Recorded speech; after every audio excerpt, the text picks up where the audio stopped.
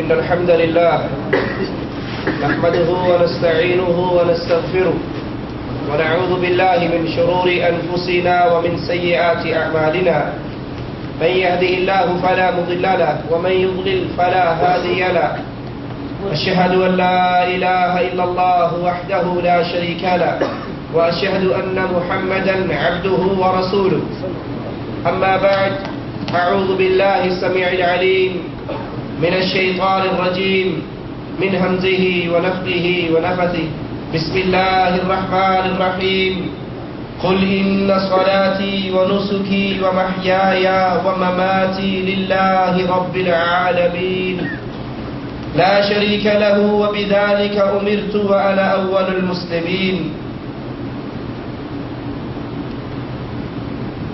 اللہ عز و جل قرآن حکیم کی اس آیت میں اپنے نبی علیہ الصلاۃ والسلام سے مخاطب ہو کر فرماتا ہے، اے نبی اعلان کر دیجئے بے شک میری نماز، میری قربانی، میرا جینا، میرا مرنا ایک اللہ عز و جل کے لیے ہے، اور وہ اللہ عز و جل لا شریک لہ، اس کا کوئی ساجی نہیں، اس کا کوئی ساتھی نہیں، اس کا کوئی شریک نہیں. اسی دعوت کی مجھے حکم دیا گیا ہے، اور میں سب سے پہلے توحید کی اس دعوت پر ایمان لانے والا ہوں. حافظ ابن کثیر رحمہ اللہ اس آیت کی تفسیر میں فرماتے ہیں کہ اللہ عز و جل اپنے نبی کو حکم دے رہے ہیں کہ کفار کے سامنے اپنی دعوت بھی رکھ دو اور ان کی دعوت کا رد بھی کر دو کہ وہ اللہ عز و جل کے علاوہ بتوں کے نام پہ رکوع اور سجود کرتے ہیں، نظر اور نیاز دیتے ہیں، ذبح اور قربانی کرتے ہیں. آپ ان کی دعوت کے باطل ہونے کا اعلان بھی کرو اور اپنی دعوت بھی پیش کر دو کہ میری نماز، میری قربانی، میرا جینا، میرا مرنا صرف ایک اللہ عز و جل کے لیے ہے. اب آئیے ذرا اس آیت کے اندر اللہ عز و جل نے جو باتیں گنوائی ہیں، وہ سب سے پہلے ان صلاتی، میری نماز اللہ کے لیے ہے. تو نماز میں جو کچھ شامل ہے وہ عبادت ہے خالص اللہ کی. قیام نماز میں ہے، رکوع اللہ کے لیے نماز میں ہے، سجدہ نماز میں ہے. اب قیام بھی اللہ کے لیے، رکوع بھی اللہ کے لیے، سجدہ بھی اللہ کے لیے. نماز ایک بدن کی عبادت ہے اور یہ خالص ایک اللہ کا حق ہے. ونسکی، قربانی کرنا، خون کا بہانا، جانوروں کو ذبح کرنا، یہ قربانی عبادت ہے اور یہ بھی خالص اللہ کے لیے. میری پوری زندگی کا ایک عمل وہ خالص ایک اللہ کے لیے. ومماتی، میرا مر جانا، میری موت اس دعوت توحید کو پیش کرتے کرتے، اللہ کے رسول کی سنت میں عمل کرتے کرتے جو میری موت واقع ہوگی وہ موت بھی اللہ کے لیے، زندگی بھی اللہ کے لیے، موت بھی اللہ کے لیے، قربانی بھی اللہ کے لیے، نماز بھی اللہ کے لیے. اور سب سے پہلے انا اول المسلمین، تم مانو یا نہ مانو، میں دعوت تمہیں دے رہا ہوں، مان لو تمہارا بھلا، نہ مانو تو میرا اعلان یہ ہے کہ اللہ کی اس دعوت پر سب سے پہلے میں ایمان لے کر آتا ہوں.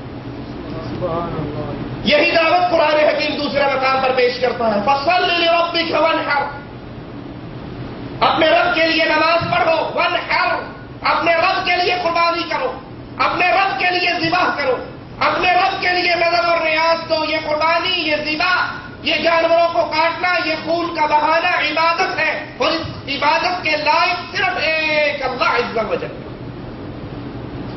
یہ قربانی اللہ کی رضا کا مقصود، اللہ کے قریب ہونے کا ذریعہ، تو خالص عبادت ہے ایک اللہ عز و جل کی. اگر اللہ کی طرح کسی اور کی قربت کسی قربانی کے ذریعے حاصل کی جائے تو وہ اللہ کی عبادت میں غیر اللہ کا شریک ہوگا. حضرت علی رضی اللہ عنہ وارضاہ فرماتے ہیں، حدثني رسول الله صلى الله عليه وسلم بأربع كلمات لعن الله من ذبح لغير الله ولعن الله من لعن والديه ولعن الله من آوى محدثا ولعن الله من خير منار الأرض. صحیح مسلم میں یہ روایت ہے، علی فرماتے ہیں اللہ کے نبی نے مجھے 4 باتیں سمجھائی، سکھائی، یاد کروائی۔ سب سے پہلی بات، لعن اللہ من ذبح لغیر اللہ، جو اللہ کے علاوہ کسی اور کے لیے ذبح کرتا ہے اس پر اللہ کی لعنت ہے۔ اللہ کی لعنت کا مطلب طرد من رحمت اللہ، اللہ کی رحمت سے دوری۔ وہ ذبح کسی قبر کے لیے کرے، وہ ذبح کسی علم کے لیے کرے، وہ ذبح کسی پیر کی قبر پہ کرے، کسی ولی کی قبر پہ کرے، وہ ذبح درخت کے لیے کرے، پتھر کے لیے کرے، مورتی کے لیے کرے، صنم کے لیے کرے، اللہ کے علاوہ جب بھی کسی اور کے لیے ذبح ہوگا، وہ بابے کی نیاز ہو یا پیر صاحب کی نیاز ہو، اس ذبح کرنے والے پر اللہ کی لعنت برستی ہے۔ لعن اللہ۔ دوسرا بندہ جس پر اللہ کی لعنت ہے وہ جس نے من لعن والدیہ، اپنے ماں باپ پر لعنت کی، اپنے ماں باپ پر لعنت کرنے والے پر اللہ کی لعنت ہے۔ ماں باپ کو گالیاں دینا، ماں باپ سے برا سلوک کرنا، بیویوں کے پیچھے لگ کر ماں باپ کے حقوق چھوڑ دینا، بڑھاپے میں ان کا سہارا نہ بننا، ان کو گھروں سے نکال دینا،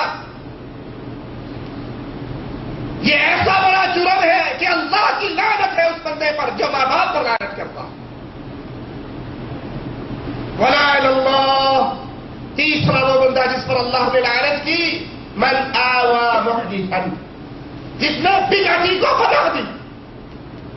یہ بڑا قابل غور جملہ ہے، خاص طور پہ انڈیا پاکستان کے رہنے والوں کے لیے۔